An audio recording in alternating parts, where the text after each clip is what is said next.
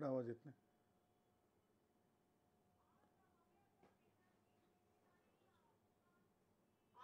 नाही। मात्र तुमच्यावर सडकून टीका करण्यात आली। तुमचा उल्लेख सातत्यानं सत्ताधाऱ्यांचे, राज्य सरकारचे लाडके वकील असा मवियाच्या नेत्यांकडून होतोय।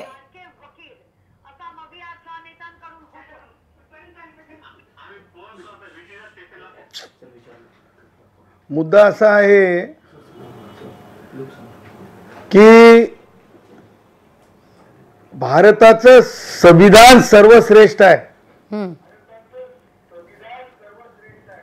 नाही होत रे, डिस्कनेक्ट कर। भारताचं संविधान सर्वश्रेष्ठ आहे हे आता प्रत्येकानं, राजकारण्यांनी, राजकीय पक्षांनी समजून घेणं आवश्यक आहे। संविधान सर्वात लाडकं आहे। उद्धव काय टीका करताय? ह्या गोष्टीला मी फार महत्व देत नाही। उद्धवला माहिती आहे प्रत्येकाला बाप असतं। उद्धवच्या बापानी सुद्धा बंद करून पाहिला होता। न्यायालयाचे त्या प्रकरणातले निर्देश काय? मग काय उद्धव संविधानापेक्षा मोठा झाला का? संविधान हे समानतेचं तत्व देत आहे आणि म्हणून उद्धवला बंद करता येत नव्हता हे माहित असताना सुद्धा उद्धवनी ज्या भावनेनं महाराष्ट्राला वेठीस धरण्याचा प्रयत्न केला, भावनिक राजकारण करण्याचा प्रयत्न केला, माझ्या चिमुकल्या ताईंवर, आमच्या त्या पोटचा गोळा भगिनींवर, आमच्या लेकरांवर ज्या प्रकारचं राजकारण करण्याचा प्रयत्न केला। अरे उद्धव, माननीय उच्च न्यायालयाने स्वतःहून कॉग्निझन्स घेतलंय, आरोपीला अटक केली आहे, फास्ट ट्रॅक कोर्टवर कोर्टकडे सुनावणी आहे, आरोपीला पोलीस कस्टडी मिळाली आहे। हे सगळं माहित असताना केवळ स्वतःच्या अजेंड्यासाठी हे सगळं केलं जाणार? हे नाही चालत, हे नाही चले, हे नाही चले। त्याच्याही पुढे जाऊन उद्धव शाहीनबागच्या प्रकरणात, कारण आता उद्धव म्हणजे मला असं वाटतं लालबाग परळ या भागातला आता पुढारी म्हणण्यापेक्षा माहीम काय ते कुर्ला या भागातला लीडर म्हणलं तरी चालतं, क्योंकि उधर बहुत भाईजान है, उधर बहुत मामू है। त्याच्यामुळं उद्धव रस्ते बंद करता येत नाहीत, रस्ते अडवता येत नाहीत। लाईव्ह मला समजतंय, माध्यमाचे पत्रकार मला सांगत आहेत की शिवसेना भवनापासून ट्रॅफिकला जाम करण्यात आलाय। उद्धव, तो रस्ता जो आहे तो रस्ता केएम हॉस्पिटल, टाटा हॉस्पिटल, त्याचबरोबर तिकडे बाबा हॉस्पिटलला जाणारा हे जोडणारा रस्ता आहे, त्या रस्त्याला बंद ठेवता येत नाही। शाहीनबागच्या प्रकरणामध्ये स्पष्ट सांगितलेलं आहे रस्ते बंद करता येणार नाहीत। तेव्हा उद्धव आणि माननीय पोलीस आयुक्त मुंबई यांना मी विनंती करणार आहे, तातडीनं जे कोणी रस्ता बंद करत असतील त्यांना त्यांच्यावर कायदेशीर कारवाई करा। कारण हा पॉलिटिकल इव्हेंट आहे, भावनिक राजकारण करून लोकांना वेठीस धरण्याचा प्रकार आहे। जेवढा बंदला माननीय सर्वोच्च न्यायालयाने बेकायदेशीर ठरवलेला आहे, तेवढाच रस्ते बंद करण्याला सुद्धा बेकायदेशीर ठरवलेला आहे। मनोज जरंग्याच्या प्रकरणामध्ये सुद्धा रस्ते बंद होत आहेत, केले जात आहेत, हेच आम्ही माननीय उच्च न्यायालयाला दाखवलं होतं। त्याही प्रकरणामध्ये माननीय उच्च न्यायालयाचे जे डायरेक्शन्स आहेत ते अत्यंत बोलके आहेत। या उद्धववर काय बोलायचं? निसर्गाला सुद्धा उद्धव तुझा हा पॉलिटिकल इव्हेंट मान्य नाही आहे। त्याही पुढे जाऊन सांगायचंय, अरे न्याय द्यायचा असेल तर संजीव, दिशा सालियान माझी भगिनी आहे, तिच्यावर एक चांगला आर्टिकल लिही आणि त्याही पुढे जाऊन अरे लाडकं संविधान आहे, संविधान सर्वश्रेष्ठ आहे, संविधान सगळ्यांची काळजी घेत आहे. आणि मला थोडं पुढे जायचंय. भारतरत्न डॉक्टर बाबासाहेब आंबेडकरांच्या पुतळ्याच्या तिथे राष्ट्रवादी काँग्रेसचे वयोवृद्ध पुढारी शरद पवार बसलेत म्हणून समजते मला. शरद पवारांचं भारतरत्न डॉक्टर बाबासाहेब आंबेडकरांच्या प्रतीचं प्रेम वेगळं आहे. अरे काय केलं होतं गोवारी, ज्या वेळेस माझे गोवारी भाऊ मारले गेले होते, अरे काय झालं होतं. आज तारखेपर्यंत शरद पवार तुमच्या सत्तेच्या काळापासून तुम्हाला बाबासाहेब आंबेडकरांचं नाव देण्यासाठी नामांतर आज तारखेपर्यंत झालेलं नाही. हे नाम विस्तार केला तुम्ही, पण नामांतर होऊ दिलं नाही. त्याच्यामुळं तुमचं भारतरत्न डॉक्टर बाबासाहेब आंबेडकरांच्या प्रतीचं वेगळं प्रेम आंबेडकरी अनुयायी ओळखतो. अरे ज्या वेळेस माननीय सर्वोच्च न्यायालयाने वर्गात वर्ग अशी जजमेंट दिली, शरद पवार का बोलत नाहीत तेव्हा भारतरत्न डॉक्टर बाबासाहेब आंबेडकर आठवत नाहीत. अॅट्रॉसिटीचा कायदा सक्षम करा म्हणण्यासाठी त्यांना भारतरत्न डॉक्टर बाबासाहेब आंबेडकर आठवत नाहीत.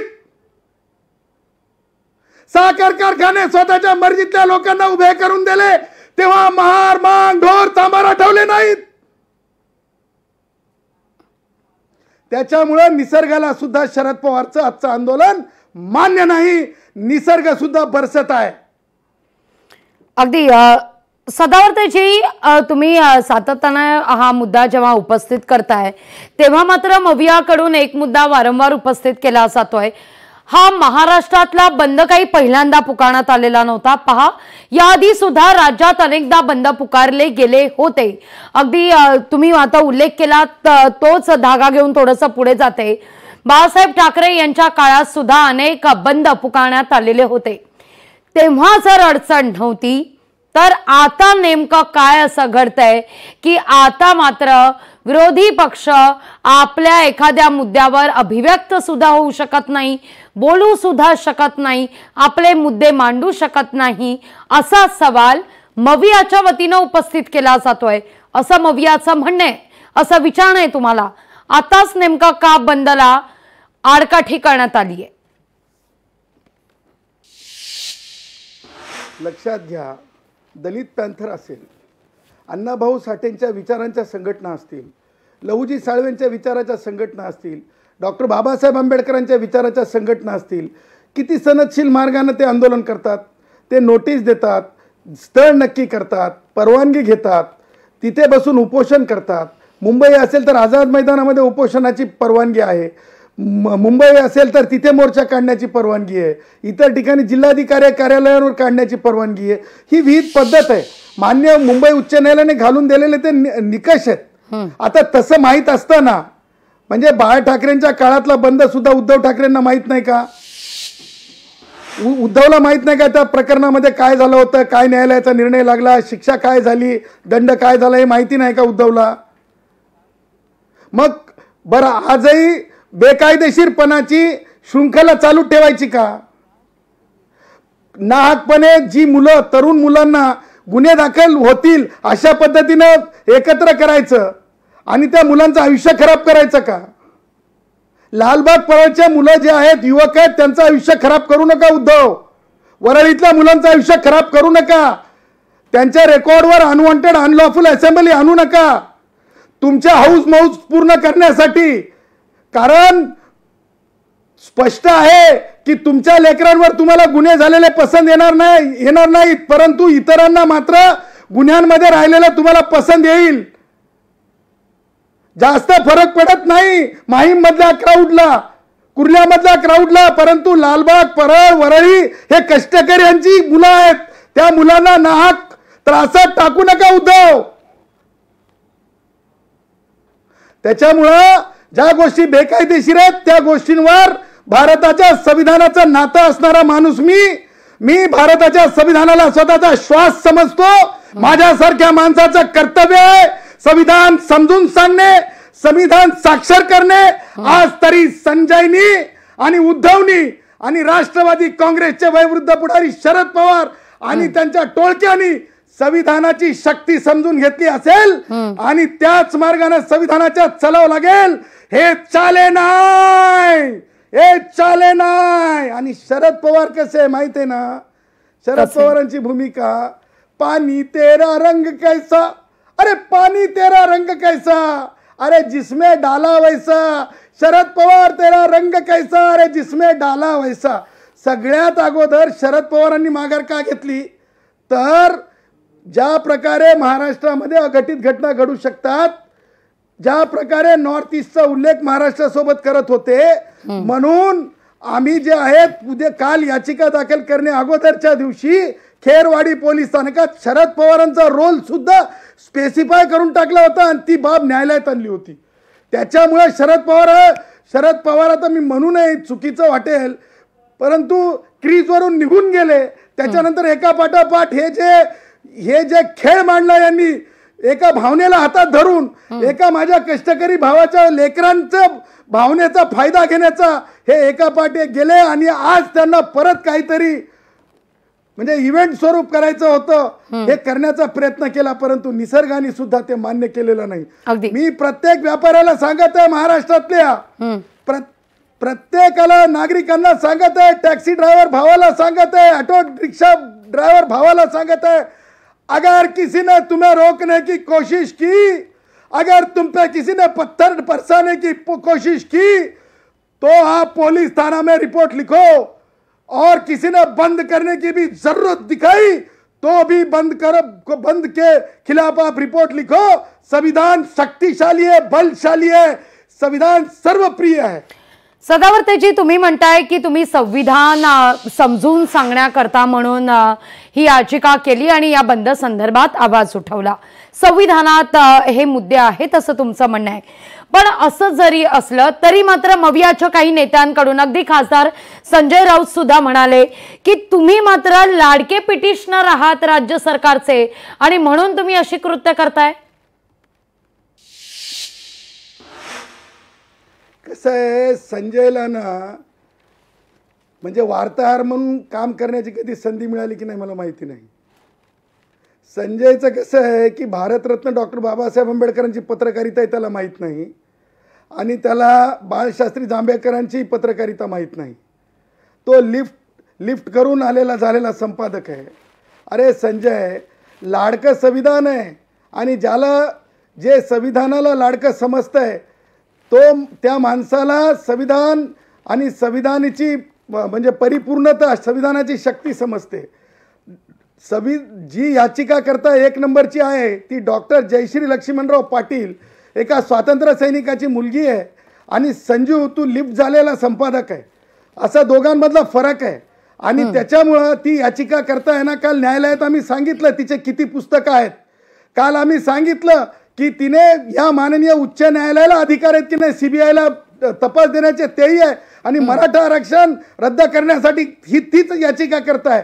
त्याच्यामुळे संजय काय म्हणतंय ह्याला काही किंमत नाही. संजय डोकं फक्त म्हणजे आपलं काहीतरी चालत राहावं, आणि संजयकडून महिला भगिनींच्या अत्याचारावर बोलणं हास्यास्पद आहे.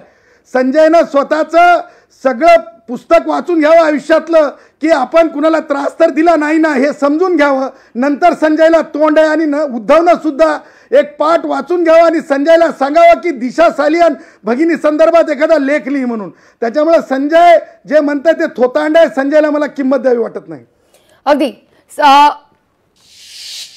अगदी शेवटचा सवाल या ठिकाणी सदावर्तेची तुम्हाला उपस्थित करते. आपला वेळ संपतोय. खरं तर वारंवार तुम्ही याचिका केल्यामुळे, कोर्टात गेल्यामुळे बंदच्या विरोधात तुमच्यावर मवियाकडून टीका करण्यात आली, आणि सगळ्यात एक महत्त्वाचा मुद्दा त्यावेळी उपस्थित करण्यात आला. कालच या संदर्भात उल्लेख सुद्धा उद्धव ठाकरे यांनी केला. आता ज्या काही घटना घडलेल्या आहेत, ज्या घटनांकरता हा बंद पुकारण्यात आलेला होता, त्या बंद विरोधात जे सदावर्ते कोर्टात गेलेले आहेत, जे वकील कोर्टात गेलेले आहेत, ते आता या सगळ्या संदर्भात ज्या काही या घटना घडतायत त्या घटनांची जबाबदारी घेणार का? राज्यात महिला सुरक्षे संदर्भात ते जबाबदारी घेणार का? असा खरं तर सवाल थेटपणे मवियाकडून तुम्हाला उपस्थित करण्यात आलाय. अगदी यावर मला उत्तर द्या.